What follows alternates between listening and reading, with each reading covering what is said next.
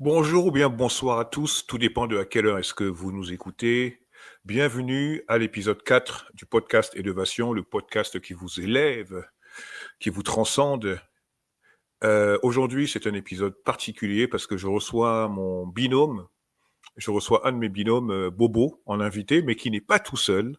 Qui n'est pas tout seul. Aujourd'hui, nous allons avoir une conversation très très intéressante. Je ne vais pas vous en dire plus, je vous laisse la surprise, mais entre-temps, je vais vous présenter un petit peu donc Fanny qui va être notre co-guest, notre co-invitée.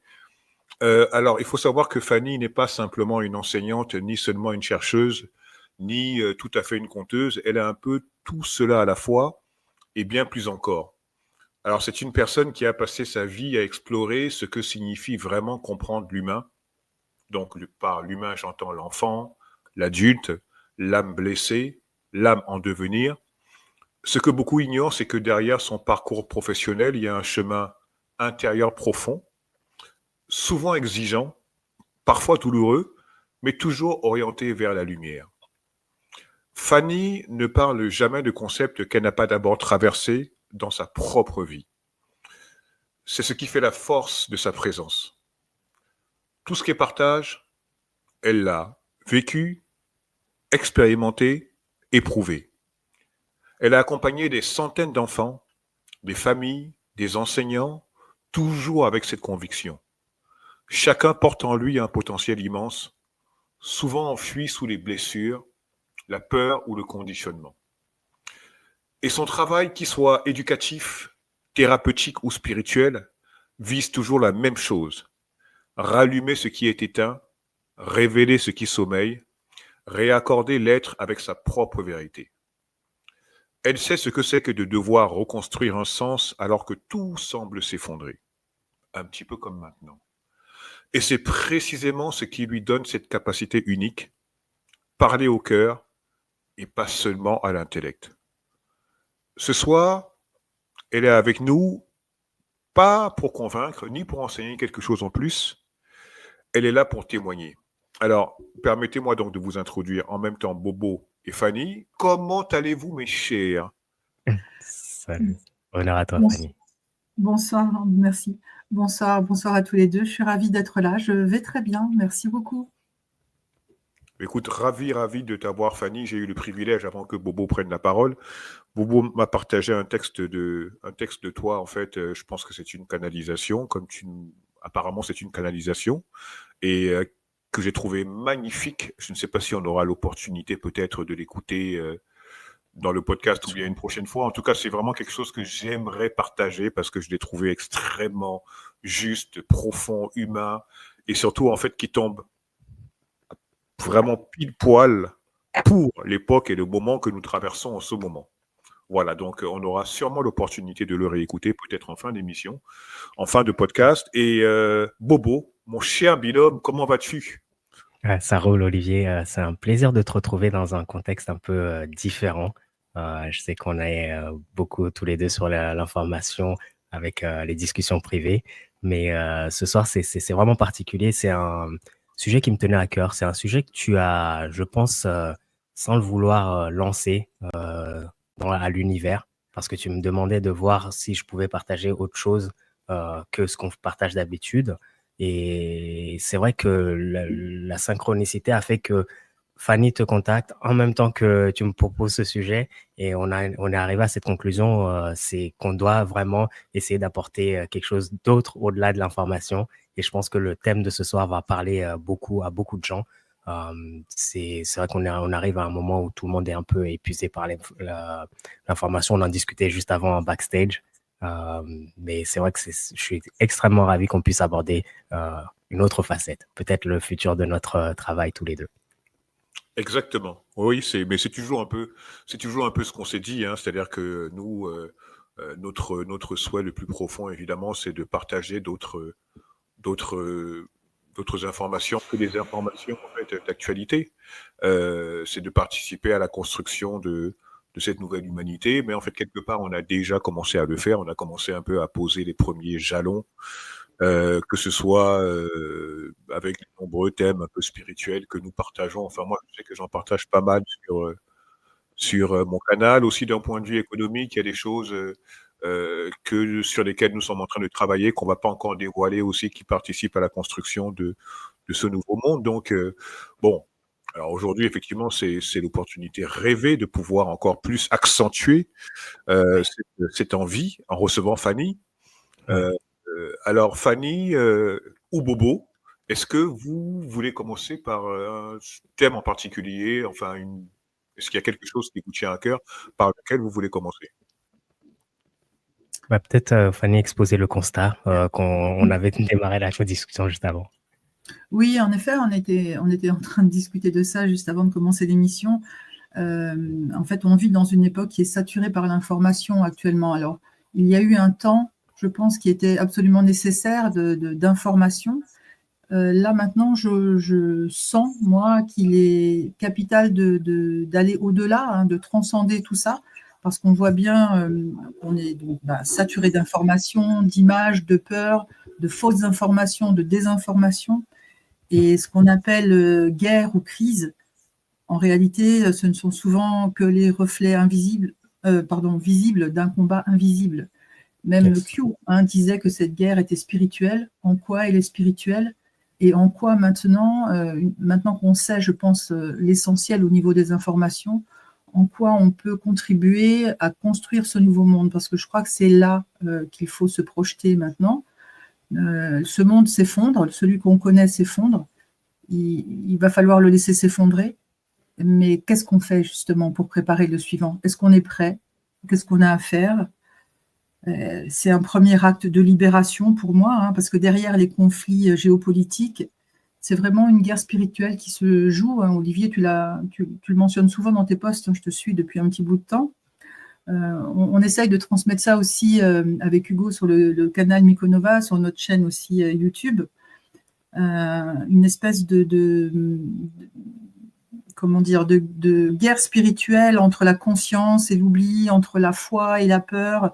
Les gens sont perdus, ils n'ont plus de repères. Certains essayent de s'accrocher à tout et n'importe quoi. Donc, je pense qu'on a vraiment quelque chose à partager en ce sens. Ouais. Ouais, c'est tout à fait vrai, hein, Fanny, et c'est vrai que on le sent tous, une fois qu'on a le maximum de l'information, ou au moins une bonne compréhension du cadre informationnel. Je pense qu'Olivier, tu as énormément participé dans l'affaire francophone, par exemple, à faire en sorte que les gens puissent être ouverts à vraiment le maximum de l'information qu'on puisse avoir aujourd'hui. Euh, Comme tu le disais très bien, Fanny, il y a quelque chose d'autre qui nous appelle. Déjà, il y a un mur aujourd'hui que je trouve se dresse devant nous. Il y a un mur qu'on doit franchir tous collectivement. C'est parce que ce mur, une fois qu'on a trouvé l'information, qu'est-ce qu'on en fait? Qu'est-ce qu'on en fait? Il faut vraiment qu'on puisse euh, comprendre que les réalités sur lesquelles on a bâti le monde qui était avant nous, c'est justement les informations qu'on est en train d'apprendre par rapport à ce monde, ne sont plus ou ne vont plus tenir très longtemps. Et je trouve que la façon dont tu abordes cette transition, Fanny, beaucoup de gens ont une façon de l'aborder d'un point de vue spirituel, d'un point de vue, quelle que soit la façon dont on l'entend, certains religieux. Enfin, vraiment, chacun a sa façon de le voir. Mais je trouve que la façon dont tu l'abordes, et c'est pour ça que c'était pertinent de t'avoir ce soir sur une émission qu'on a titré Retrouver la lumière au cœur de cette matrice, la matrice qu'on est en train d'essayer de quitter. Je trouve que cette façon dont tu l'abordes est extrêmement pertinente, est extrêmement simple et facile à comprendre.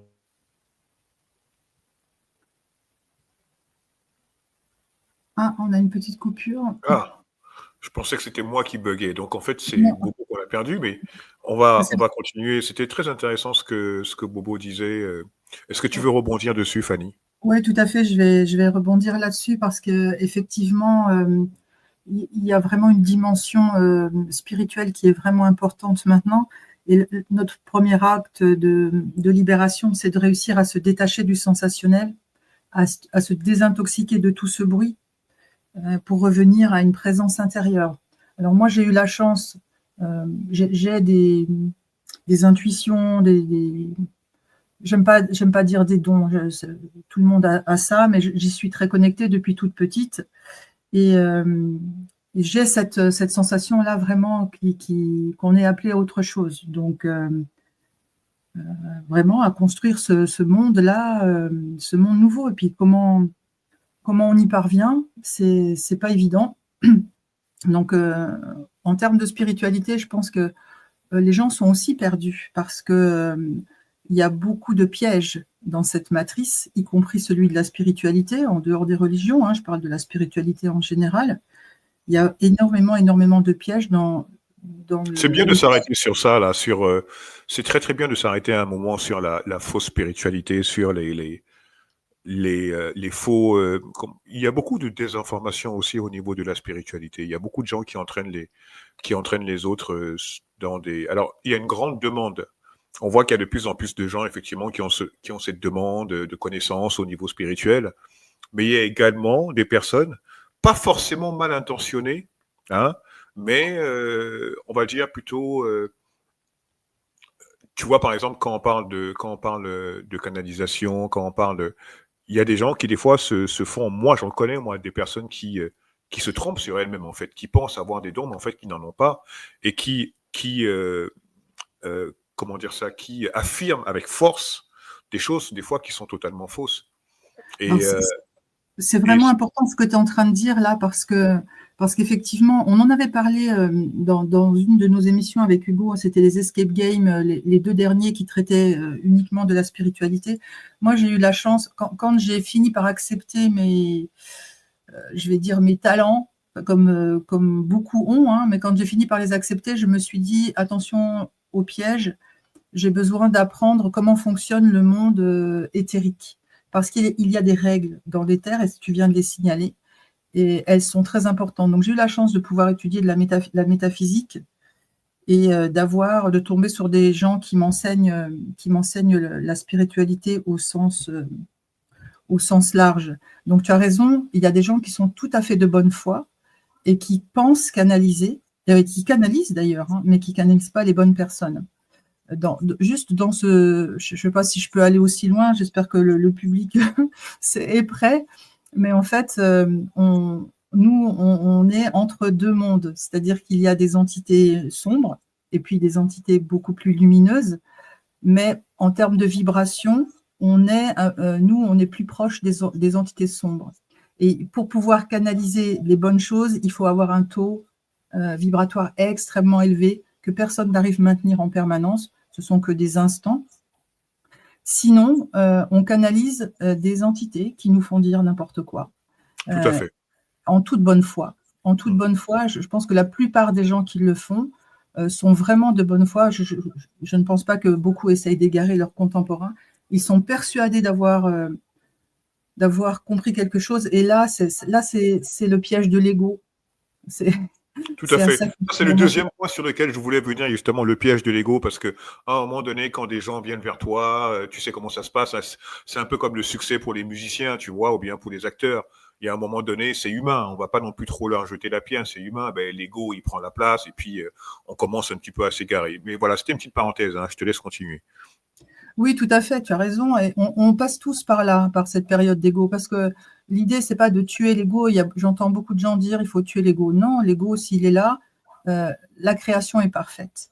Donc, si l'ego est là, c'est qu'il a une importance. L'idée, c'est juste de le laisser à sa juste place. Et dans ce monde où, depuis tout petit, on a été comprimé, humilié, enfin, il y a tellement de blessures d'enfance qu'on a.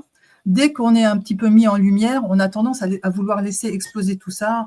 On cherche une forme de reconnaissance et c'est là le piège dans lequel beaucoup de personnes tombent. Et puis moi, j'y suis tombée aussi, hein, je ne suis pas meilleure que les autres. Mais c'est comme ça qu'on apprend. Et voilà, on passe par là et on apprend. Et l'univers se charge souvent de nous rappeler quand on n'est pas au bon endroit, on se fait rectifier rapidement. C'est clair. Ah, mais Bobo vient de revenir. Écoute, Bobo, j'espère que tu n'as pas trop raté. C'était très, très intéressant. En fait, C'est extrêmement on intéressant. parlait enfin, d'un point de vue spirituel, un petit peu des 2 pièges. Des 2 pièges, enfin, il y en a encore d'autres, mais les 2 pièges qu'on a évoqués, c'est donc le premier, c'est les personnes qui, par bonnes intentions, ce qu'on appelle la fausse spiritualité ou bien les faux enseignements, donc des personnes qui, avec malgré leurs bonnes intentions, enseignent ou bien transmettent des choses fausses aux personnes qui sont en recherche de connaissances. Et puis, le deuxième point qu'on a évoqué, c'est l'ego, c'est le piège de l'ego. Et Fanny rappelait de manière très très juste, oui, l'ego, effectivement, quoi qu'il arrive, l'ego est là, il fait partie de nous, il fait partie Oui. de la création. Alors moi, je dirais de manière vraiment très très mainstream, hein, il faut savoir en quelque part le maîtriser tout simplement. Il ne faut pas s'en défaire, c'est impossible de s'en défaire, mais il faut savoir le maîtriser tout simplement. Voilà, juste Ouais. pour faire un petit résumé, vu que la technologie est un petit peu capricieuse avec toi, donc tu vois, Ah, voilà. c'est incroyable. Ouais, C'est que le message est important en général quand elle est capricieuse comme ça. Donc ouais. on va Exactement. bien sûr continuer dans cette direction, mais c'est génial, c'est génial. Et puis c'est vrai que c'est deux concepts très très importants aujourd'hui pour justement les gens qui cherchent au-delà de l'information, un peu de spiritualité aussi, d'entrée de jeu, les pièges qui peuvent se présenter à nous. Et il y en a pas mal, il y en a pas mal. Euh, pour revenir peut-être à la lumière au cœur de la matrice, qui est un des thèmes dont vous parliez là actuellement, euh, je pense que ce qui serait pertinent, c'est peut-être qu'on introduise le sujet, si on l'a, en regardant la vidéo dont tu parlais de Fanny et Olivier. Je pense qu'elle pourra mettre le contexte à l'émission de ce soir, à la Mhm, direction qu'on veut prendre, et ça pourrait mhm. un peu lancer le débat sur ce dont on va discuter. Ok, let's go, let's go, let's go, Ça vous let's va? go. Commençons par là. À vous, guerriers et guerrières de lumière, l'heure est venue. Âmes anciennes, vous qui avez foulé tant de terres et traversé tant d'époques, vous qui portez dans le silence la mémoire de ce qui fut pur, de ce qui doit renaître, je vous parle aujourd'hui. Vous n'êtes pas ici par hasard, vous n'êtes pas nés pour rester à l'abri. Vous êtes la garde invisible du vivant, les sentinelles de l'amour en des temps de chaos.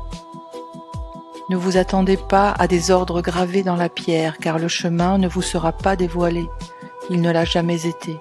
Mais une chose est certaine, le prochain pas vous appartient, un pas vrai, un pas aligné, un pas qui honore votre âme et fait frémir les murs de l'illusion.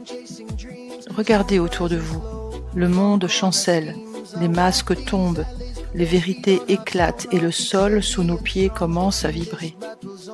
Une onde invisible monte, un point de bascule approche. Ce n'est plus l'heure du doute, c'est l'heure du souvenir. Souvenez-vous de qui vous êtes, souvenez-vous de la lumière qui vous traverse, souvenez-vous de votre serment d'incarner cette lumière jusqu'au dernier souffle. Vous n'êtes pas des conquérants de gloire, vous êtes des gardiens et des gardiennes de flammes. Vous tenez la lumière non pour briller, mais pour éclairer le passage. Vous marchez comme on prie, comme on veille, comme on aime. Et maintenant, mes frères, mes sœurs, je vous le dis dans la vérité de l'instant, le dernier combat approche. Non une guerre de sang et d'acier, mais un combat de l'esprit, de la conscience, de la présence. Ce combat-là se joue dans l'invisible, et pourtant il décidera du visible. Il ne s'agira pas de vaincre l'ombre, mais de refuser de s'y fondre, de tenir debout, intègre, vibrant, éveillé, quand tant s'effondre ou se vendent. L'heure vient, les forces se lèvent, des lignes se dessinent, et nous sommes appelés. Pas à fuir, pas à plaire, mais à nous lever. Que ton geste soit humble, que ta parole soit claire, que ton cœur soit pur, et cela suffira. Car ce monde n'attend pas des héros, il attend des présences vraies, des âmes fidèles, des êtres qui avancent, même tremblants, mais toujours debout. Alors lève-toi, souffle ta peur dans la terre, ancre ton courage dans le ciel, et rejoins-nous. Ne te laisse pas distraire par les flatteries, ni séduire par les flagorneries.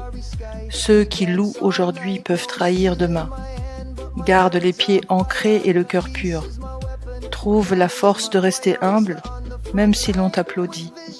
Reste intègre, même si le mensonge devient la norme.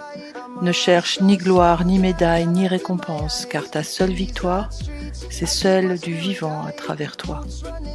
Et le vivant t'appelle, le monde te regarde, La lumière se lève et tu en fais partie. Le combat qui s'annonce sera peut-être éprouvant. Il viendra chercher ce qu'il reste de faux en nous. Il ébranlera nos attachements, nos conforts, nos hésitations. Mais il est noble, infiniment. Parce qu'il ne se mène pas pour dominer, mais pour libérer. Parce qu'il ne cherche pas la victoire personnelle, mais l'aube d'un monde réconcilié.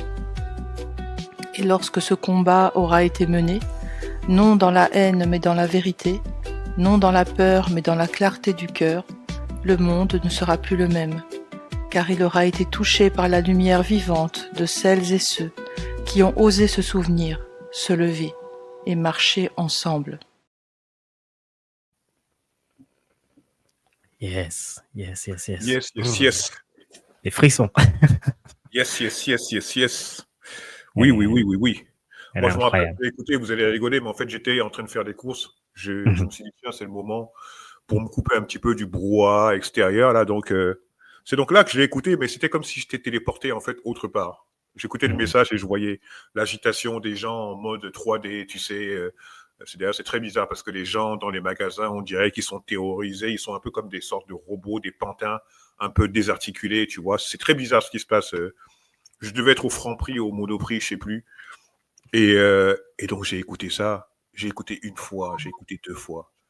Et ouais, c'est un peu comme dans les films de science-fiction, là, quand tu fais une téléportation, tu vois. Genre, tu pars de quelque part et puis tu arrives autre part. C'était vraiment ça.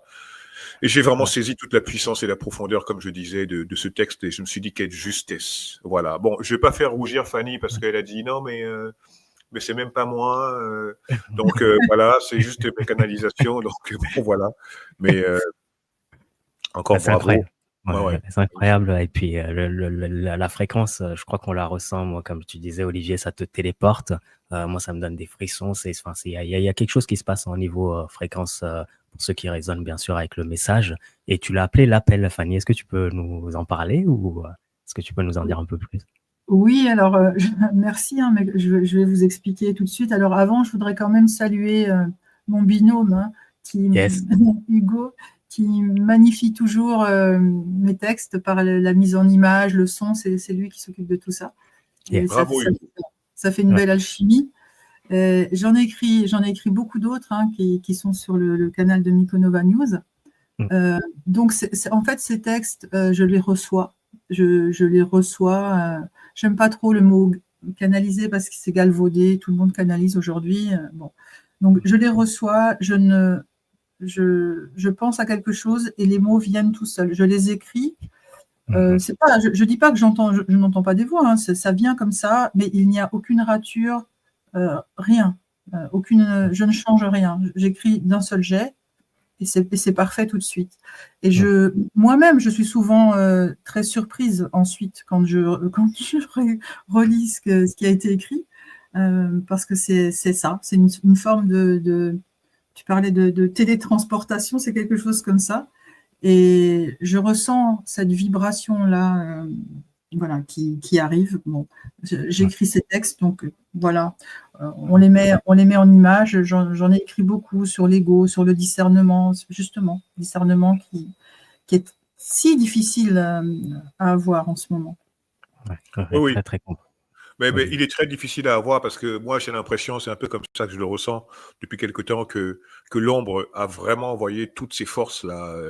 On dirait qu'ils ont balancé toute leur purée d'un coup là, et tu le sens au niveau énergétique, quoi. Tu le sens, mais tu le sens quasiment tout le temps. Tu le sens la journée, tu le sens la nuit. Moi, mes rêves sont très différents et mes nuits sont très différentes d'il y a 6 mois ou bien il y a 1 an. Ouais, tu sens qu'il y a quelque chose et même tu le sens aussi dans le monde du visible concret. Là, aujourd'hui, on sent bien, on voit chez certaines personnes une agressivité qui est décuplée, un peu l'agressivité du désespoir, un petit peu. C'est un peu comme ça que je l'interprète. Et au niveau, on va dire des humains du quotidien, ce qu'on peut appeler les normies ou bien ouais, c'est un terme que j'aime bien, les normies. Mais là, j'ai bien l'impression que c'est marrant parce que je ressens 2 choses. Il y a un côté où où c'est un peu comme c'est un peu comme si beaucoup de gens sont en phase de pré-éveil. Ça veut dire que ils sentent qu'il y a quelque chose qui cloche, mais n'arrivent pas à mettre la main dessus, en fait. Mais ils sentent qu'il y a quelque chose qui cloche. Ils sont bien conscients que on leur a raconté n'importe quoi, qu'il y a quelque chose qui ne tourne plus rond, qui ne marche plus, qui ne fonctionne plus. Et en même temps, ils sont incapables de pouvoir dire exactement ce que c'est. Et c'est pour ça qu'aujourd'hui, en fait, on a des êtres humains qui sont tous à différents degrés, en fait. Yes. Tout à l'heure, quand tu disais nous, je voulais intervenir pour dire oui, nous, mais pas tout le monde, en fait. Nous, on va dire ceux qui ont fait un certain chemin, oui. Mais et en fait, je suis un peu embêté de dire ça parce que s'il y a un truc que je déteste dans la spiritualité, c'est ce truc en fait de se croire supérieur. Je sais que c'est aussi un gros piège. Hein. On parle du piège de l'ego. Donc c'est pas le fait de se sentir supérieur, c'est le fait de se sentir à différentes. Il y a par exemple des gens qui vont être supérieurs à moi d'un point de vue économique ou bien d'un point de vue statut, d'accord? Ouais. Ils vont être largement devant moi. Et puis sur d'autres points, comme par exemple ceux dont je suis en train de parler, d'un point de vue un peu plus spirituel, mais il y a des gens, mais je vais être devant eux, et il y aura d'autres personnes qui vont être devant moi aussi, et il y aura des gens qui vont être devant ces personnes qui sont devant moi. Mm. Donc Ouais. c'est pour ça que je voulais insister. Alors là, on est un peu sur un format qui s'adresse à un type de personne, justement, qui a fait un certain chemin, parce Mm. que bon, je pense que ceux qui sont encore dans le monde normal, ça veut donc dire qu'ils pensent que l'argent est le maître de tout, ou bien que les stars, c'est ce qu'il y a de plus important pour l'humanité. Bon, je prends ça comme exemple. Bon, Ouais. évidemment, sûr que là, s'ils nous écoutent, ils vont être totalement paumés, quoi. Ça, c'est Ouais, clair. c'est clair. C'est clair, c'est Je clair. Et puis disais, tu as raison. Tu as raison, Olivier. excusez-moi, je reviens tout de suite. J'ai l'impression qu'il y a une Ouais, araignée là. bien Attendez. sûr. Vas-y, je te. C'est Olivier, vraiment, les c'est vraiment phobies. ça, la phobie des araignées. Ouais. Je Ah, suppose. Je viens de oui, le découvrir. moi, elle m'est passée cette phobie en vivant en Guyane. Ah oui, ouais, ça reste, je suppose que ça vaccine. Hein. Oui, oui, oui, on est Et pas que les vaccinés. araignées, si je ne me trompe pas. Bon, pas que. Ouais. Il y a beaucoup de choses. Alors, en Et c'est fait, vrai que oui, oui, ce qu'il vas-y, disait, vas-y, c'est vas-y. vraiment important parce qu'en fait, c'est Mhm. vrai. Ouais. On n'est pas tous. La spiritualité, c'est un chemin. Et on Mhm. n'est pas tous au même endroit sur le chemin pour valider ce que disait Olivier. En fait, c'est un peu cette image de la caverne de Platon. Certains sont Oui. sortis devant, ils sont sortis avant les autres. Et il n'y a pas une histoire, moi aussi je déteste ces gens qui mettent des notions de valeur, je suis plus, je suis moins, c'est complètement stupide. Certains sont sortis de la grotte de Platon avant les autres, et justement, ceux qui sont sortis avant, ben, ils ont un flambeau et ils sont là pour éclairer le chemin, ils ne sont pas meilleurs que les autres. Yes. Leur chemin, leur chemin d'incarnation s'est passé comme ça. Mhm. Et on est tous sur ce chemin, alors à des degrés différents. Certains continueront sur ce chemin, certains n'en auront pas la force, et c'est OK. Hein, pour moi, on a Bien sûr. tous une place à faire là-dedans. Bien sûr. Mais c'est vrai qu'aussi, il y a beaucoup de personnes qui n'osent plus espérer parce qu'ils ont trop souffert. Ouais. La peur, la déception, tout ça, ça devient plus fort que le désir de croire. Bien Et sûr. l'ombre, oui, on sait un combat contre l'ombre, mais tout le monde veut changer, veut que le monde change, tout le monde parle d'un nouveau monde, mais Ouais. pour que ce nouveau monde advienne, le problème, ce n'est pas les autres, le problème, Non, c'est nous. Pour que ce monde advienne, il faut d'abord changer nous-mêmes. bien Si on ne sûr. commence pas par là, on n'arrivera jamais. Le problème, ce n'est pas les autres. Et ce n'est pas en fustigeant, en disant celui-là, il n'est pas éveillé, celui-là. Oui, mais ce n'est pas comme ça que ça fonctionne. Commençons donc par revenir en nous et à nous changer nous-mêmes, à changer le regard qu'on porte sur les choses, sur les autres, sur nos blessures. Et alors, un nouveau monde pourra advenir. Et justement, Fanny, quand tu parles de revenir à soi, tu le ressens comment? Comment tu l'interprètes? Parce que c'est vrai que c'est important d'arrêter de regarder, Olivier dit souvent d'arrêter de chercher le sauveur à l'extérieur. Nous sommes notre propre sauveur. Je pense que c'est une phrase que tout le monde doit connaître aujourd'hui. Tu parles de revenir à soi. Comment tu le vois, ça? Ben, c'est vrai que c'est un concept qui est parfois un petit peu galvaudé, hein. C'est dans le New Age, on a beaucoup entendu revenir à soi. Alors, revenir à soi, ça ne veut pas dire méditer pendant des heures, s'asseoir en lotus, se couper du monde, ça n'a rien à voir avec ça, hein. C'est ce C'est que je plutôt. croyais au début. Oui, ben oui, moi aussi, on a tous cru ça au Je début. passais par là. En fait, c'est quoi? C'est devenir une meilleure version de soi. Et l'ombre, en fait, c'est pas la combattre qu'il faut. L'ombre, c'est une part de nous qui attend d'être reconnue.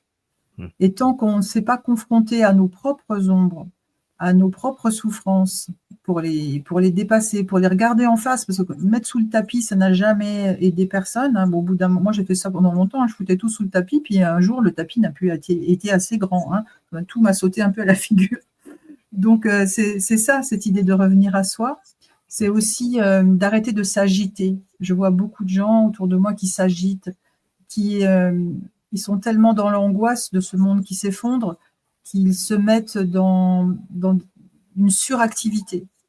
Et il y a très peu de gens qui arrivent à rester seuls avec eux-mêmes et à réfléchir à leur vie, à ce qu'ils ont fait, à ce qu'ils n'ont pas fait, au pourquoi du comment. Ça commence par là. Une vraie introspection, faire face à ses ombres, essayer de se voir tel qu'on est et pas tel qu'on aimerait être. Hein, ça, c'est très compliqué. C'est pour ça que je dis que la spiritualité, c'est un chemin. Ça se fait pas comme ça, hein, c'est long et difficile. Ouais. Ouais. Ça va au-delà de l'intellect. Tu peux accumuler autant de connaissances que tu veux.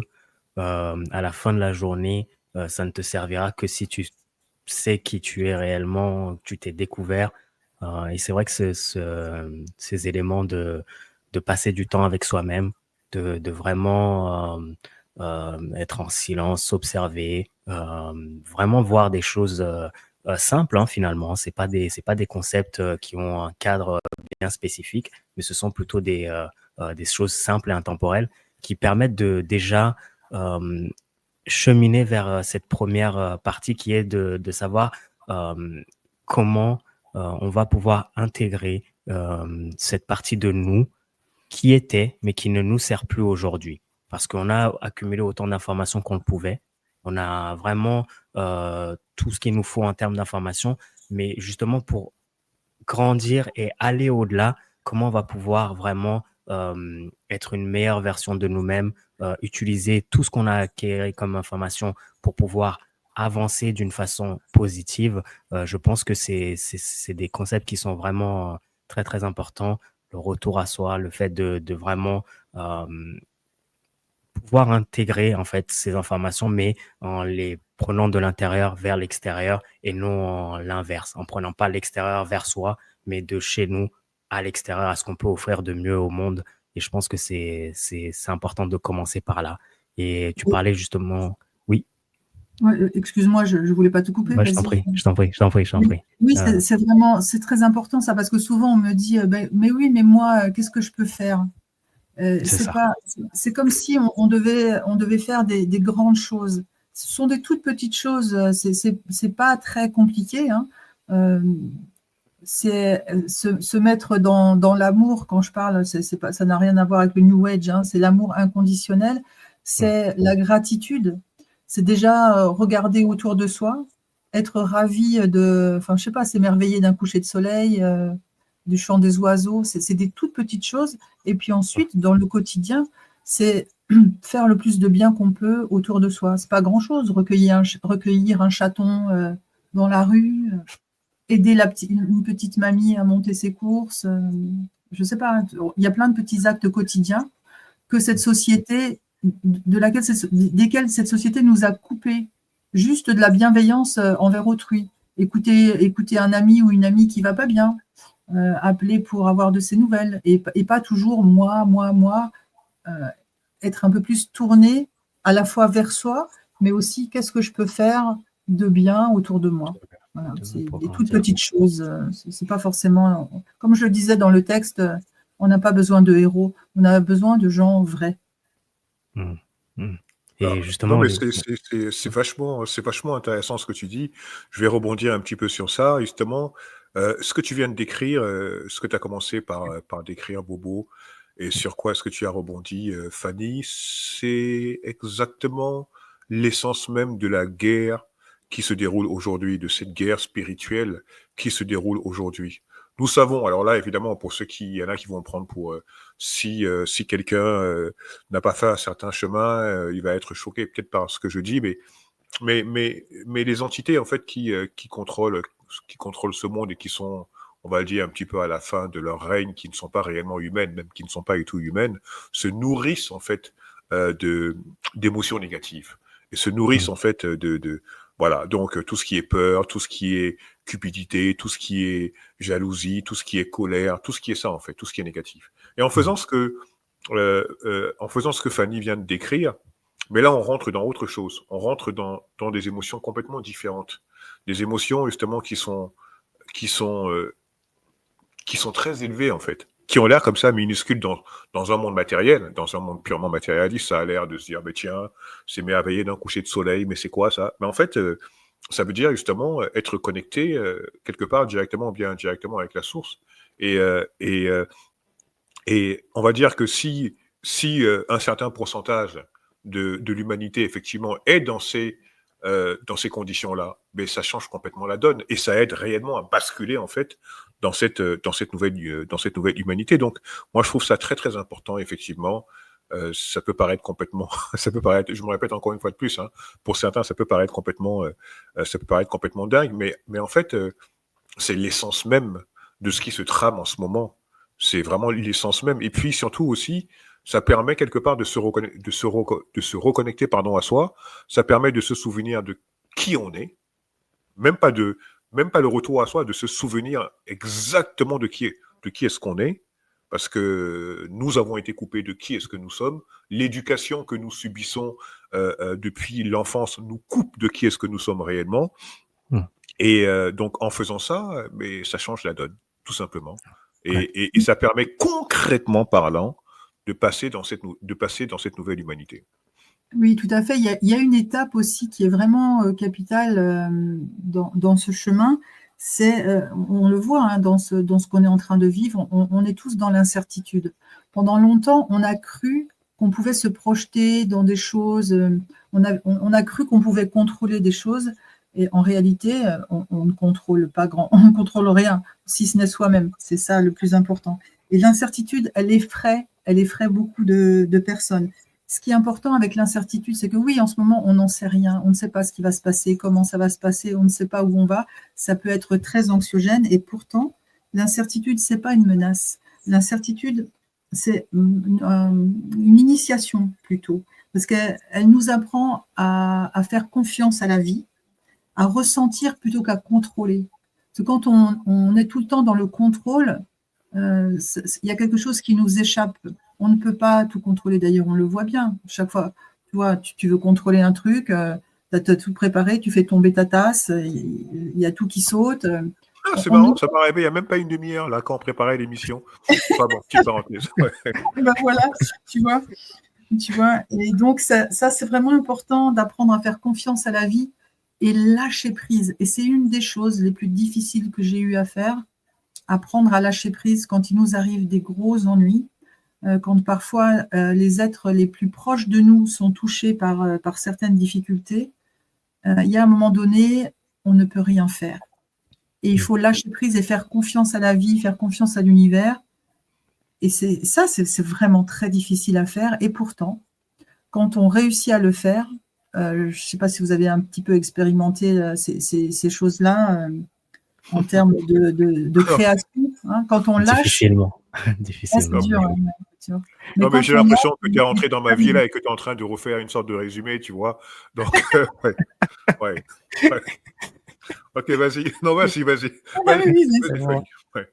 C'est exactement ça. Je pense que tous ceux qui sont sur ce chemin spirituel, comme tu disais, qui ont réussi un petit peu, peut-être qu'ils sont les premiers sur ce chemin, alors en premier, pas en termes de meilleurs, hein, évidemment, ils sont passés par là. On est tous, c'est pas possible autrement. Et je pense que chacun, à son niveau, est appelé à lâcher prise. Mais ça, je le conçois, hein, c'est facile à dire comme ça, oui, lâcher prise. Et pourtant, c'est ça qui nous est demandé de faire confiance dans les forces dans l'univers, dans les forces créatrices Il y a des forces beaucoup plus puissantes qui gouvernent tout ça. Et pour être ce qu'on appelle être aligné, c'est ça. C'est-à-dire quand on se dit, bon, bah là, l'idée, c'est de se dire, est-ce que j'ai fait tout ce que je pouvais faire pour changer cette situation? Oui. Ok, donc maintenant, je lâche prise. Je lâche la peur, je lâche la tristesse, je lâche l'angoisse. C'est très difficile à faire. Et pourtant, parfois, on est face à des situations où, de toute façon, on n'a plus d'autre choix que de lâcher. Sinon, on s'éteint. Et quand on lâche, soudainement, des choses arrivent. C'est comme si je crois que c'était un Indiana Jones comme ça, un film qui était comme ça, où le gars, il doit avancer dans le vide et il se dit, allez, tant pis, j'y vais. Et au moment où il va dans le vide, il y a une dalle qui vient sous son pied. Et puis une autre, je ne sais plus si c'est dans ce film, mais c'est quelque chose de cet ordre-là. Et c'est ça qu'on doit tous faire aussi. Tout à fait. C'est super dur, c'est super dur. Non, mais c'est extraordinaire. On est dans des synchronicités. C'est marrant parce que j'avais exactement cette conversation avec ma sœur là, il y a quelques jours. Et je lui disais, t'as pas remarqué, parce que ma sœur, elle est spirituelle, très spirituelle. Et en même temps, elle a des difficultés, en fait, au niveau de sa santé, d'énormes difficultés. Mais c'est une personne qui est vraiment, voilà, c'est vraiment une lumière, quoi. Et je lui disais, en fait, dans ces moments de souffrance, j'essayais de lui dire, en fait, est-ce que tu t'es rendu compte, à chaque fois que tu es à fond, alors là, je vais parler en termes vraiment mainstream, à chaque fois que tu es à fond sur quelque chose, que tu es en mode toujours en train de forcer, ça ne se passe jamais. Et quand tu dis, c'est bon, soit j'abandonne, soit j'y pense plus, soit j'en ai marre, soit je passe à autre chose, c'est toujours à ce moment-là que la chose se produit. C'est quand même assez dingue. Pour revenir à ce que tu parles, quand tu parles du lâcher-prise, c'est exactement ça, en fait. C'est complètement... Et j'ai envie de dire, juste pour vraiment parachever un petit peu ta description, j'ai envie de dire, en fait, que la magie se trouve dans le lâcher-prise. Voilà.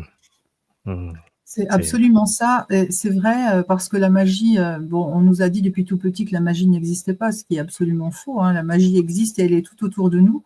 Et je vais vous donner une petite anecdote personnelle. Il y a quelque temps de ça, j'étais dans des difficultés vraiment très grandes et je ne savais pas si j'allais pouvoir manger jusqu'à la fin de la semaine, si j'avais suffisamment de quoi. Et il y a un ami me téléphone, il me demande si je vais bien. Je dis non, ça va pas du tout. J'ai plus un radis, je sais pas comment je vais faire, je sais pas comment je vais m'en sortir. Et là, il m'a dit, est-ce que tu peux manger ce soir? Je dis oui. Est-ce que tu peux manger demain? Oui. J'ai dit oui. Il m'a dit alors ça suffira. Fais confiance, lâche. Et je me suis dit de toute façon, je peux rien faire d'autre. Eh ben tant pis, écoute. Inch'Allah, comme on dit, on verra. Et là, la magie s'est produite. En quelques jours, il s'est passé plein de choses qui ont fait, je ne vais pas donner les détails, mais dans ma vie, qui ont fait que j'ai pu tout doucement, une marche après l'autre. Hein. Alors, je n'ai pas gagné au loto, il ne faut pas rêver non plus. Parce que l'univers nous donne ce dont on a besoin. Juste ce dont on a besoin. Absolument. Voilà. Absolument. C'est un peu un appel à ce que les religions appelleraient sa profession de foi, cette étape où justement on ne contrôle plus. On ne contrôle plus, mais il y a quelque chose d'autre qui se passe en dehors de tout ça, c'est-à-dire que, comme tu l'expliquais très bien, tous les deux d'ailleurs, c'est que on laisse l'univers, on laisse, quelle que soit notre croyance en tout cas, gérer les choses. À partir du moment où on a une foi en quelque chose de meilleur, et positivement, forcément, ça crée cette espèce d'intention qui va nous revenir dessus d'une façon un peu plus factuelle. Mais c'est vrai que c'est le plus difficile, surtout aujourd'hui, lorsqu'on voit le chaos qui prospère autour de nous, en tout cas dans la sphère francophone, hein, parce qu'on est dans une situation quand même qui est factuellement, dans le monde 3D, on va dire, assez délicate. Et aujourd'hui, beaucoup de gens, comme tu l'as expliqué un petit peu au début, Fanny, sont agités, vont chercher vraiment à expliquer, à devoir trouver une espèce de logique, de quelque chose qui va les rassurer. Mais la réalité est que à partir du moment où on lâche prise et on sait que tout va bien se passer, qu'il y a des forces qui interviennent de façon plus haute que tout ce chaos qu'on voit, je pense qu'on commence à créer cette espèce de demande et on peut n'en recevoir que le résultat. C'était vachement important aussi cette partie, surtout pour notre audience un peu plus avancée, comme tu le disais, Olivier, où on est tous arrivés à un mur qu'on doit vraiment essayer de passer. Et l'idée, vraiment avec l'intervention de Fanny, et je pense que tu l'expliques d'une façon vraiment magistrale, c'est qu'on puisse donner des clés pour pouvoir aller au-delà de cette espèce de bloc ou de mur qu'on doit passer tous collectivement. Et je pense que c'est encore une fois très, très important de revenir sur ces différents aspects. Parce que c'est vrai que ça peut paraître très naïf, hein, l'espoir, ça peut paraître naïf, mais c'est pas du tout de la naïveté. L'espoir, Voilà. c'est une forme de foi, c'est une énergie de vie qui va nous transporter. Et quand on parle, il y a beaucoup de gens qui essayent de donner des recettes pour l'abondance, si tu fais ci, si tu fais ça. Moi, je me souviens que l'ami là qui m'avait dit, est-ce que tu as à manger ce soir, il m'avait dit, il faut que tu arrêtes de vibrer le manque. Et cette phrase m'avait agacée à l'époque. Je me disais, mais couillon, bah, comment veux-tu que j'arrête de vibrer le manque? Je n'ai plus rien. Comment je fais pour… Mais pourtant, il avait tellement raison. Et c'est effectivement la loi de l'attraction, c'est ça. On a ce qu'on vibre. Et en ça, c'est très difficile, évidemment, de ne pas vibrer le manque quand on n'a plus rien. C'est là toute la difficulté et tout le chemin spirituel dont on parlait tout à l'heure. Mais c'est la clé. C'est vraiment la clé. Ah non, c'est incroyable comme vision et comme partage, parce que je pense que quelles que soient les croyances à l'heure actuelle de chacun, parce qu'on sait que dans notre audience, en tout cas, il y a beaucoup de croyances différentes. Je pense qu'on peut se retrouver sur ces thèmes centraux et qui permettent de démystifier un petit peu finalement cette période. On peut avoir ensuite nos croyances qui viennent s'ajouter dessus, mais je pense que ce que tu partages, Fanny, permet de nous ramener à cette essence, tu en parlais au tout début, de revenir à soi, à son cœur intérieur. Je pense que ça parle au cœur de pas mal de gens, en tout cas ceux qui résonnent avec ce message. Et c'est vraiment une bénédiction que tu puisses partager cette perspective et que tu puisses nous aider à la partager aussi avec le plus grand nombre. Je ne sais pas ce que tu en as pensé, Olivier, toi. Ah, mais moi, je suis en train de boire vos paroles, là. En vérité, là, j'étais en mode spectateur, là, je vous cache pas, là, donc là, il faut que je revienne en mode acteur. Mais oui, non, je souscris à 10 000%. On attire vraiment ce qu'on est, parce que ça, c'est une loi universelle. On dit souvent, en fait, que l'univers, en fait, on peut l'appeler l'univers, on peut l'appeler l'art. Enfin, les noms, les mots, les noms, ils ont plus d'importance, mais en fait, on attire vraiment ce qu'on est. Comme tu dis si bien, si jamais tu reflètes, si tu vibres le manque, ben, tu vas attirer le manque.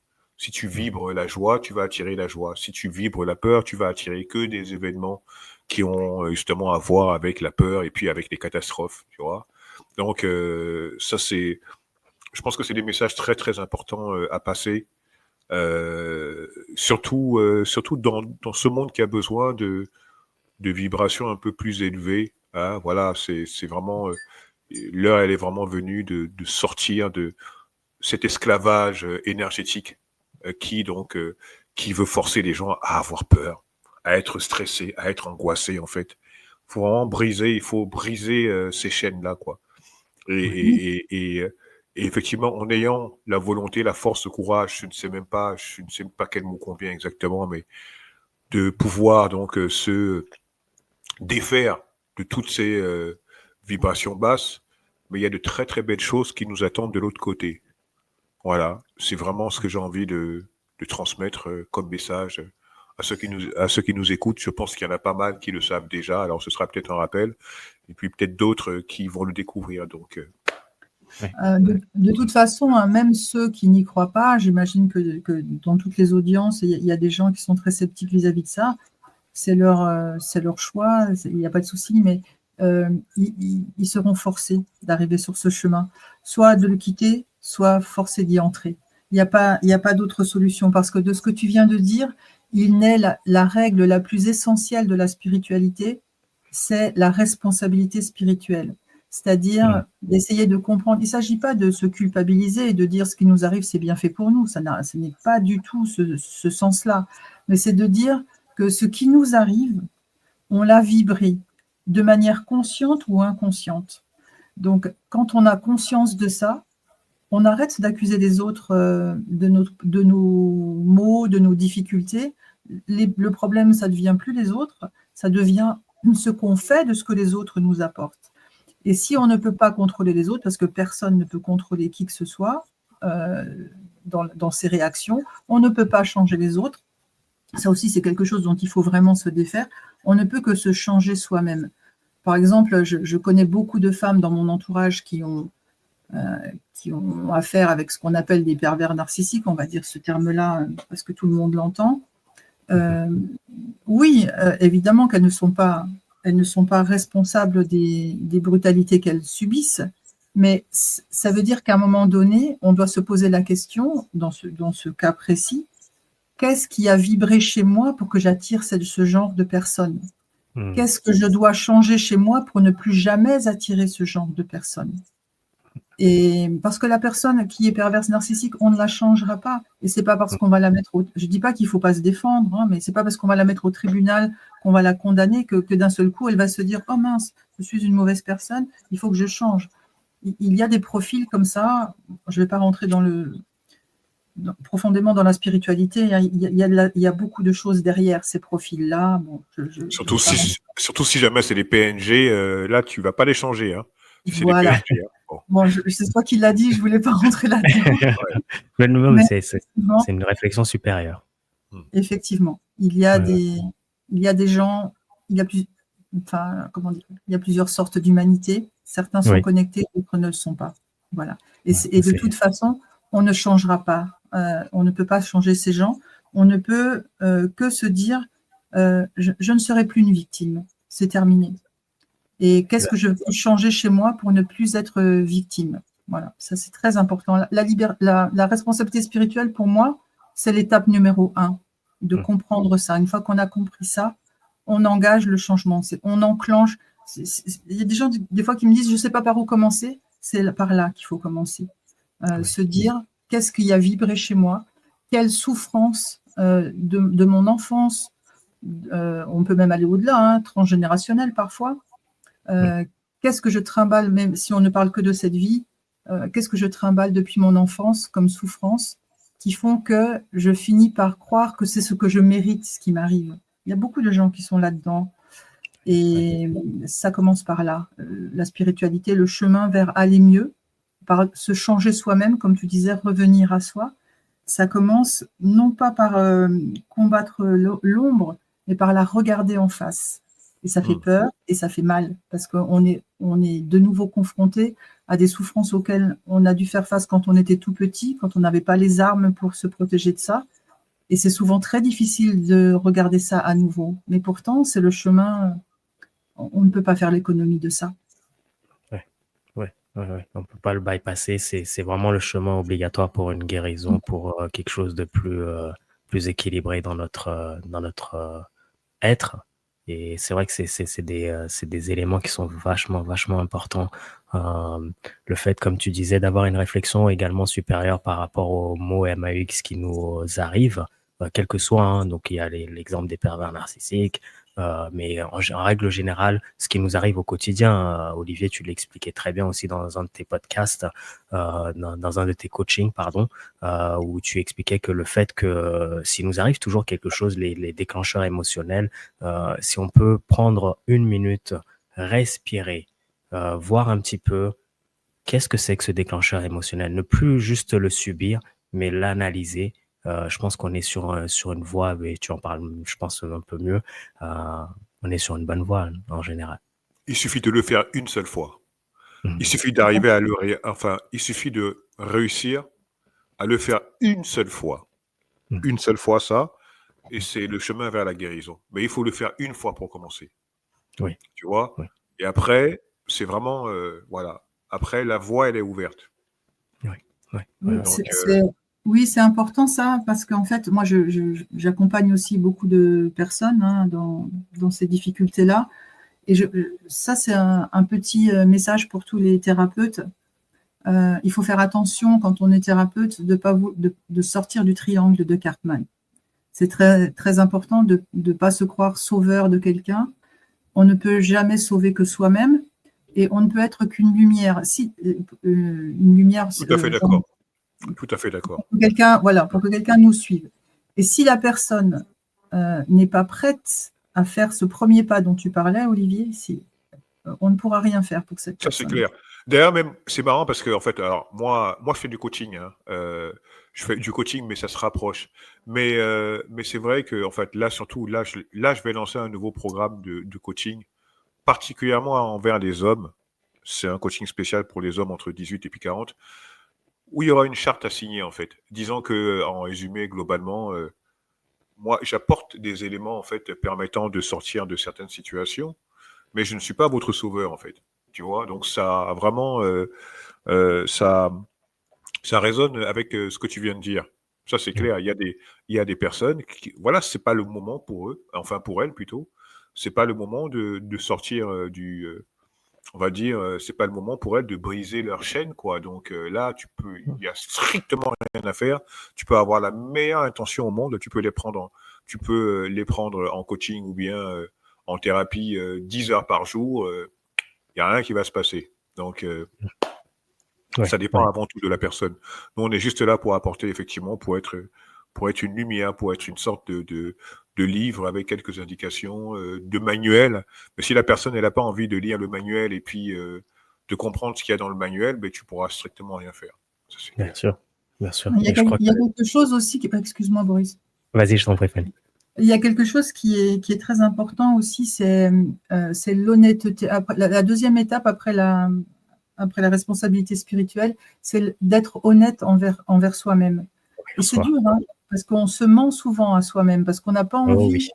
On se voit toujours un peu avec un filtre TikTok, là, hein, on est toujours plus beau avec les filtres, mais en réalité, il faut parfois aller creuser et être responsable.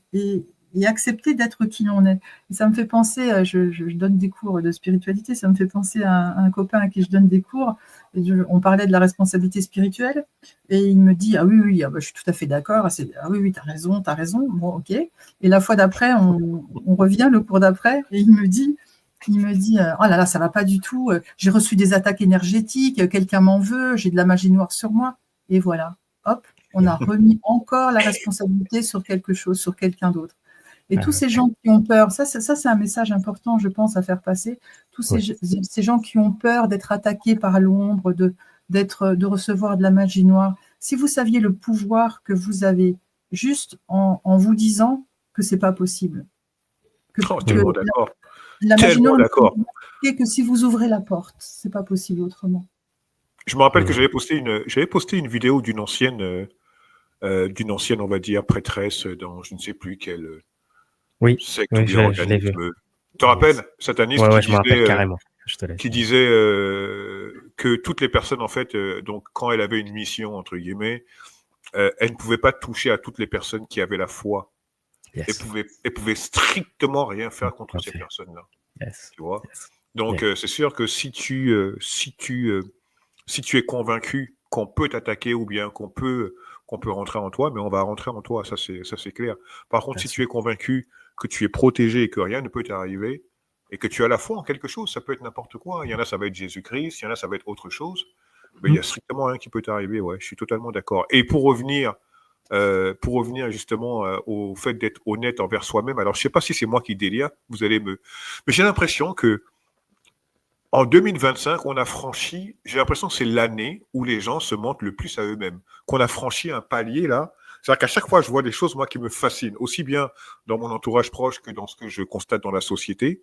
On dirait que c'est qu'on a arrivé donc au moment, en fait, où l'humanité, où les gens se mentent le plus à eux-mêmes. En fait, il y a ce paradoxe où j'ai l'impression aussi qu'on a affaire à une période où les gens sont les plus fragiles, donc peut-être que les deux sont liés d'ailleurs, en fait, hein.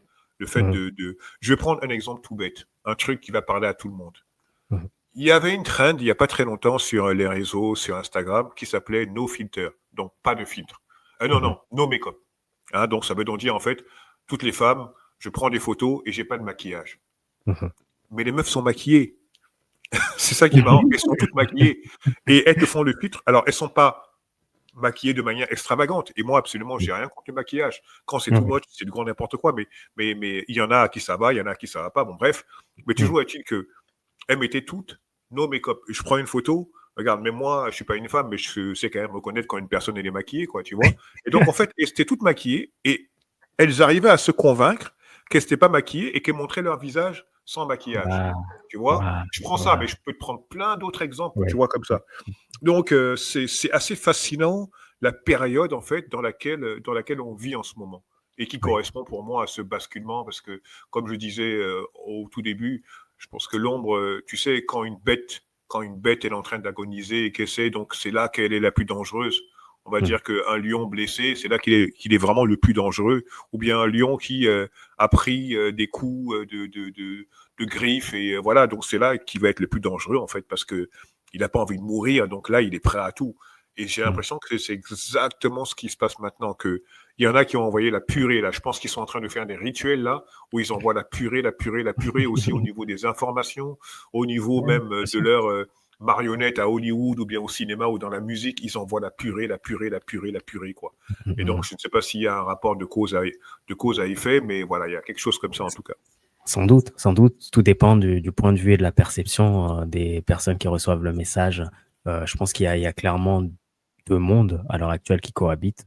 Il y a une personne, comme tu l'expliques très bien, Olivier, qui va le voir parce qu'elle n'a pas d'ancrage, elle n'a pas de base solide sur lesquelles pouvoir s'asseoir et puis qui va être vraiment entraînée par ça. Fanny disait la foi, tu expliquais très bien comment de l'autre côté, cette prêtresse explique les gens qu'elle ne peut pas attaquer, les gens qui n'ont pas aujourd'hui de foi, qui n'ont pas vraiment cet intérêt, en tout cas, à aller à l'intérieur d'eux-mêmes, à aller chercher plus loin, vont absolument être incohérent et ça devient ce que tu expliques, Olivier, hein, c'est que les gens n'ont jamais été aussi étranges, pour faire court. Mais de l'autre côté, je pense qu'il y a également de plus en plus de gens qui regardent ce chaos, cette espèce de spectacle, je ne sais pas comment le résumer, mais avec un détachement tellement, tellement profond que justement ça inquiète les contrôleurs et ça fait perdre le pouvoir aux contrôleurs dans ce sens parce que leur intérêt, c'est de contrôler tout le monde. À partir du moment où les gens zappent ou éteignent, c'est terminé. C'est un peu comme la télé. Si tu la regardes, bien sûr, si elle est allumée, elle va avoir le pouvoir qu'elle aura sur toi. Si elle est éteinte, c'est comme si elle n'avait jamais existé. Et c'est un peu ces deux mondes qui cohabitent, ceux qui ont toujours la télé allumée et qui boivent absolument tout ce qui est vendu par le contrôle, le système de contrôle, et ceux qui ont éteint il y a un petit moment ou qui regardent ça avec amusement, tout simplement avec détachement. Et qui sont des lumières en fait, qui sont comme des Ouais, phares qui brillent, tu vois, ces bien sûr. personnes-là, qu'elles brillent devant deux personnes, une personne ou bien 10 000 personnes, ce sont des lumières et c'est la chose la plus dangereuse pour les contrôleurs et c'est pour ça que C'est quelque extrêmement part en dangereux. fait ils sont en train de perdre cette guerre parce que en fait quand tu es un phare, qu'est-ce qui se passe? Déjà le pouvoir de la lumière déjà à la base elle est plus puissante que l'obscurité. Donc quand tu es un phare, mais Mm, tu inspires d'autres personnes à faire pareil que toi. C'est ça qui se passe en fait. T'as pas besoin, mm, tu as juste à être. Tu as besoin d'être rien de plus. Tu as juste à être. Et la force que tu vas dégager à ce moment-là, elle va attirer et elle va inspirer des personnes qui sont en train de se chercher. Alors, elle va peut-être pas attirer et puis inspirer des PNG ou bien des personnes vides, des entités complètement vides, mais en tout cas, elle va attirer et inspirer toutes ces personnes-là qui sont au milieu, hein, ouais, et qui, ouais. quelque part, en fait, ne savent pas trop où aller. Elles vont se dire, ah ben tiens, ah mais elle, c'est un repère. Je vois qu'elle fait comme ça, je vois, et je vais faire pareil en fait. Et ou même ça va déclencher quelque chose. Ça va déclencher en fait quelque chose chez moi quoi. Donc c'est un peu tout l'enjeu. Exact. Et ces lumières, très important, Olivier, ce que tu expliquais sur ces lumières. En fait, elles ont pour euh, très important de refléter quelque chose qu'on ressent à l'intérieur de soi. C'est-à-dire que la plupart des messages que ces personnes partagent, s'il est authentique, bien sûr, euh, va déclencher une espèce d'étincelle, quelque chose en nous en se disant, bah, écoute, je résonne absolument avec ça. En fait, je pense ça. Je suis tout à fait d'accord avec ce message au plus profond de moi. Et je pense que c'est vraiment le vrai travail et la vraie force de ces lumières et qui dérange absolument ce système de contrôle. Et Oui. je vais juste, j'ai une question à vous poser à tous les deux. J'ai lu il n'y a pas très longtemps et ça a résonné chez moi. J'ai pas la réponse, mais ça m'a quand même fait quelque chose. J'ai lu Oui. que parce que dans le monde spirituel, tout le monde dit que la plus grande force, c'est l'amour. Ce que moi, j'ai toujours cru. Mais j'ai Mm. lu il n'y a pas longtemps, je ne sais plus exactement dans quelles circonstances, qu'il y a Yes. une force qui est encore plus importante que l'amour, c'est l'authenticité. L'authenticité. Ouais, Le ouais, fait d'être authentique, d'être quelque part pur, quelque part, en fait, bien que sûr. c'est encore plus puissant que l'amour. Je ne sais pas si c'est vrai ou pas, mais en tout cas, ça m'a pas laissé indifférent. Je sais pas ce que tu en penses, Fanny. Oui, Moi, Fanny. oui, je suis tout à fait d'accord avec ça. Parce que l'amour, tout le monde ne met pas la même définition là derrière. Donc la première étape avant l'amour, qui est extrêmement important évidemment, mais c'est l'authenticité, parce qu'il y a des gens qui sont... c'est souvent... je ne pense pas que la plupart des gens soient mal intentionnés. C'est comme tu le disais, hein, c'est une période où on se ment beaucoup à soi-même. C'est normal, on a été conditionné comme ça depuis tout petit, à ne pas montrer qui on était vraiment, à être rabroué chaque fois on osait être un petit peu différent. Il fallait rentrer dans le moule, et tous été conditionnés par ça. Donc, c'est normal enfin, c'est normal. C'est une étape de se mentir, de ne pas vouloir faire ça.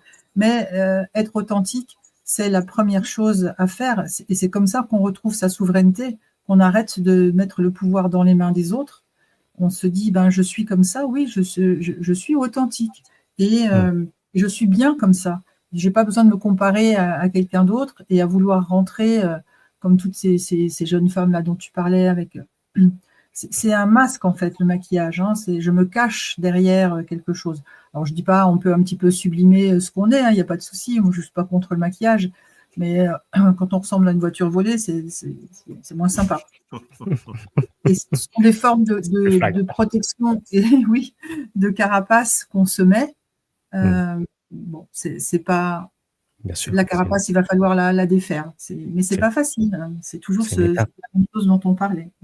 Ouais, ouais. Et puis sur l'amour, justement, il y a deux formes d'amour, je pense qu'on peut donner aux gens. L'amour, comme tu l'expliquais très bien, Fanny, qui vient souvent de nos blessures d'enfance, de nos blessures dans notre vie, qui est ce besoin d'être approuvé, d'être accepté, d'être aimé en retour, en fait. C'est un amour qui est un peu conditionné, où on essaie vraiment de rentrer dans une case, dans une espèce de moule. Et puis, il y a l'autre amour qui vient du fait qu'on est un peu authentique. Hein, donc, l'authenticité précède cet amour, qui est celui qui n'a aucune condition attachée derrière. Tu le donnes parce que tu as envie de le donner et tu n'attends rien en retour. Et je pense pour ça, Olivier, que l'authenticité précède l'amour, dans ce sens où il peut y avoir une usurpation de l'amour. Alors que l'authenticité, quel qu'il en soit, tu ne peux pas l'usurper. Tu es qui tu es ou tu ne l'es pas. Il y a pas de juste milieu. Je pense... Oui, et on nous a fait croire aussi beaucoup de choses, hein, sur l'amour. S'il y a tellement de... Parce que dans l'amour, ben, tout se mélange un petit peu. Hein. C'est comme on a mis un sac et puis on fourre tout ce qui ressemble à l'amour, on le fourre dedans. Et Ouais. on a essayé de nous faire croire que, si on parle d'être amoureux, par exemple, c'est d'être la moitié de quelqu'un d'autre. Moi, je ne suis la moitié de personne, je suis entière. Et on ne peut pas vivre une histoire d'amour sereine et longue si on croit qu'on est la moitié de quelqu'un et qu'on a besoin de remplir un vide. C'est souvent ça, on nous a fait confondre l'amour avec la dépendance affective. Et aimer quelqu'un, c'est pas le garder dans une cage dorée. Qu'est-ce qu'on fait avec un animal qu'on enferme dans une cage? La première chose qu'il a envie de faire, c'est de s'enfuir. C'est ça aussi, c'est s'aimer suffisamment pour se dire, ben écoute, si la personne reste avec moi, tant mieux. Si elle doit partir parce qu'elle est plus heureuse ailleurs, alors c'est comme ça. Et c'est accepter ça aussi. Mais ça veut dire que pour être capable de faire ce raisonnement, il faut avoir soigné toutes ces blessures d'enfance, ces blessures d'abandon, de trahison. Il y a beaucoup de choses qu'il faut surmonter pour ça. Et l'amour, moi, quand je parle de l'amour, je parle de l'amour inconditionnel. Et c'est ça qui est le plus difficile à faire, c'est aimer l'autre inconditionnellement. Alors, on arrive parfois à le faire avec nos enfants, c'est plus facile, mais avec les autres, c'est plus compliqué. Mais ça passe d'abord par l'amour de soi. Et l'amour de soi, ça veut dire avoir guéri beaucoup, beaucoup de nos blessures d'enfants. Une des grosses blessures, moi, que je travaille souvent avec les gens, c'est la blessure d'abandon. Je crois qu'on en a beaucoup. Et si on nomme les 5 blessures, j'imagine que vous connaissez les 5 blessures de l'âme. Il y a un petit test, moi, que je fais souvent avec les gens qui connaissent un peu ces 5 blessures, c'est que je leur demande de les énumérer. Celles qu'ils oublient, c'est celles qu'ils doivent travailler en premier. C'est quand on dit dans les 5 blessures, il y a l'abandon, la trahison, etc. Je ne vais pas vous le dire parce que je vais vous laisser faire votre petit test vous-même. Celles que vous allez oublier, c'est celle-là qu'il faut aller chercher et travailler. Oula, il y a du boulot alors. Chez moi, il y a du boulot. Ouais, chez tout le monde. Comme quoi, oui, c'est un cheminement et puis il faut accepter d'être là où on est. Et c'est très, très bien aussi dans ce domaine-là aussi, surtout celui de l'amour, qui est vraiment central au reste de qui on est. Mais j'avoue que je n'en connais pas beaucoup. Non, il y a beaucoup de choses aussi. L'amour, c'est pas vouloir changer l'autre. On ne peut pas changer l'autre. Donc, soit on accepte la personne telle qu'elle est, soit on ne reste pas avec cette personne si ça ne convient pas. Mais ça, c'est vraiment compliqué. Mais ce sont c'est 2 choses différentes. L'amour romantique, on va dire, et l'amour inconditionnel, c'est pas la même chose. Moi, je dis souvent aux gens, avant de penser à l'amour, pensez d'abord à l'amour propre. Et là, vous allez faire un sacré chemin. Parce que quand on a de l'amour propre, donc ça veut dire quand on s'aime soi, je parle pas d'être égoïste ou bien centré sur soi. Je parle vraiment de se donner de l'amour à soi. Forcément, la manière dont on vibre, elle est différente. Et on attire les personnes qu'il nous faut, quoi. Donc, ça, c'est un truc que je répète quasiment tous les jours. C'est vrai, s'aimer proprement en premier. Ça, c'est extraordinaire. Tu as défini l'amour propre. Parce qu'on le voit pas. Parce qu'il y a l'amour possessif. Il y a l'amour inconditionnel et l'amour possessif, qui sont 2 choses qui sont totalement différentes, déjà à la base. Et puis, alors même si on revient à l'amour possessif, le chemin, effectivement, parce que ces gens sont à la recherche de quelque chose, ils sont à la recherche d'un manque, ils sont à la recherche d'un complément. Ils pensent que ce complément se trouve à l'extérieur, alors qu'il est en eux. Et en fait, l'amour après qu'on trouve, c'est la petite cerise sur le gâteau, pour parler vraiment de manière mainstream. C'est la petite cerise sur le gâteau. Et c'est très bien d'ailleurs qu'on a trouvé justement. Mais si tu n'as pas fait ce chemin déjà, d'aller trouver des gens en toi, effectivement, d'avoir comblé ce manque en toi, tu seras malheureux dans ta relation amoureuse. Alors tu peux faire 4, 5, 10 enfants, mais au fond de toi, tu seras malheureux. Tu ne seras pas épanoui, quoi. Donc, oui, c'est tellement important ça. Souvent, quand on a une blessure d'abandon, on grandit avec une sorte de gouffre intérieur. Et tant qu'on n'a pas compris ce système, on essaye de remplir ce gouffre par plein de façons différentes. Donc certains, ça va être par la possession affective. Il faut que l'autre, je sache tout le temps où est l'autre, qu'est-ce qu'il fait. Il m'a pas envoyé 15 SMS aujourd'hui, c'est la catastrophe, il m'aime plus. Enfin bref, on entre dans ça. Il y a des gens aussi qui comblent ce gouffre avec de la nourriture, avec des addictions. Et quand on a compris que rien d'autre que nous-mêmes, exactement comme tu l'as dit, Olivier, et toi aussi, Boris, quand on a compris qu'il n'y a que nous qui pouvons combler ce gouffre-là, alors on va pouvoir rencontrer des bonnes personnes, attirer des gens qui veulent notre bien. Bien sûr. Et je trouve que ce dont on vient de parler revient un petit peu au centre du thème de cette émission. Et encore une fois, vous venez de toucher le mot vraiment qui est intéressant, qu'on essaie d'apporter aujourd'hui à beaucoup de gens. C'est où se trouve cette espèce de vraie guerre. Où est-ce qu'on en est? Cette vraie guerre n'est pas nécessairement à l'extérieur de nous, mais elle se trouve finalement un peu en nous. Je ne sais pas si tu peux élaborer un peu dessus, Fanny, pour conclure, mais c'est vrai que ça ramène un peu le but à la maison. Ici. Et oui, parce qu'on parlait de l'ombre tout à l'heure. Je suis d'accord avec toi, Olivier. Je pense que les forces sombres savent qu'elles ont perdu. Elles vont essayer d'emporter le plus de personnes avec elles possible. Donc c'est nous, comment on va se tenir vis-à-vis de ça, qui va faire la différence. Et on est tout le temps amené à... Parce que les contrôleurs, nos contrôleurs, les visibles et les invisibles, parce qu'il y en a de deux sortes, mais les visibles étant dirigés par les invisibles. C'est le même. C'est le sujet du podcast qu'on va faire après. Hein. Ah ben les voilà. contrôleurs visibles. Hein. Voilà. Et ben, ces contrôleurs-là ne sont rien sans nos chaînes intérieures. C'est nous qui... Notre première prison, elle est à l'intérieur de notre tête.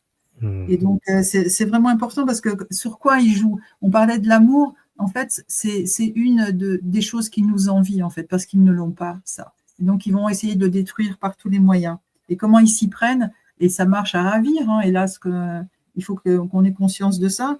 Ils s'y prennent comment? Ils s'y prennent par le jugement, par la peur, par l'ego, la survalorisation de l'ego, par la division. La division, ça marche super bien.